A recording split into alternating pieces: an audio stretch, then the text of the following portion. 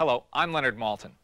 Star Wars may have started out as a mere movie, but it became a phenomenon. It changed the way movies were made and perceived and marketed. It ushered in a new era of science fiction and fantasy and developed a whole new vocabulary of visual special effects. And the man who created the film, who imagined it and then realized it, is here with us today to share some of his memories. George Lucas. George, if I asked you to sum up your feelings today, looking back at the whole Star Wars experience, if I asked you to sum that up in one word, what word first comes to mind? If there's anything the Star Wars experience has been for me, it's unpredictable.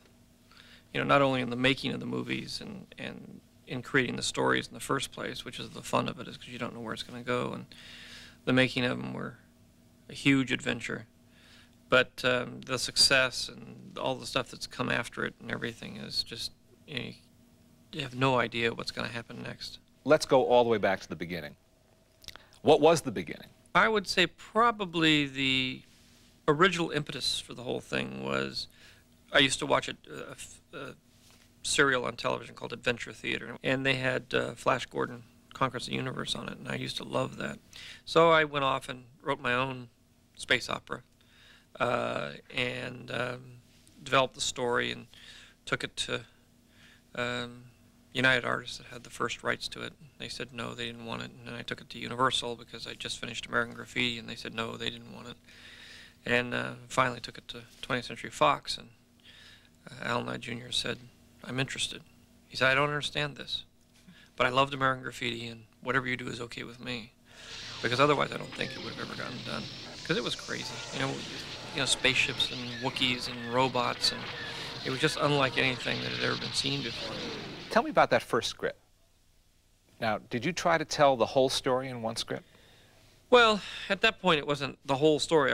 I wrote a script, and the script was very ambitious. It told a very large story. When I finished it, I realized that it was way too big to make into a movie. So I took the first part of it, sort of the first act, and I said, I'll make the movie about this. And I had to expand on it and move it around, play with it a little bit. But I basically then focused on that as being the film. And I said, someday, if I ever get a chance, maybe I'll make these other things, the rest of it, the other two-thirds, into a movie. But right now, that's just going to have to go on the shelf, and I'll leave it there. And so that's really how the first project came to pass. The other part of it is in order to write that first script, I had to write a backstory about where Darth Vader came from, how the kids evolved, you know, his wife, how Ben related to all that, how the Emperor came to power. And that ended up being the basis for the projects that I'm working on now. You have a go-ahead on the script. You're revising it as you're preparing now to shoot the movie. How do you begin to prepare to shoot this movie? I went around and there were no departments at the studios, no one to do this. So I had to sort of build up from scratch my own special effects company in the process of starting this whole thing. How do you find people? How do you find the right people to do that kind of thing and to invent things, which is what they had to do? Yeah, there was a small group of people that had done special effects. Some guys had worked in commercials doing the Pillsbury Doughboy and this, you know, so there was maybe a few dozen people in Hollywood that actually had some experience. They were mostly college students. They're mostly very young. I think the average age of ILM when it started was like 24. That's the average age, and so there are a lot of kids that were like 19, 20 years old. Tell me about some of the casting decisions. What I would do is I would take the various contenders for the various roles and I'd mix them around and have them work ensemble. Because what I was trying to do is see how they all look together and work together as a group, not as individuals. And I think that was a very important part about the casting is I cast a group. I didn't cast one person, one person, one person. I saw how they all worked together and then chose it that way.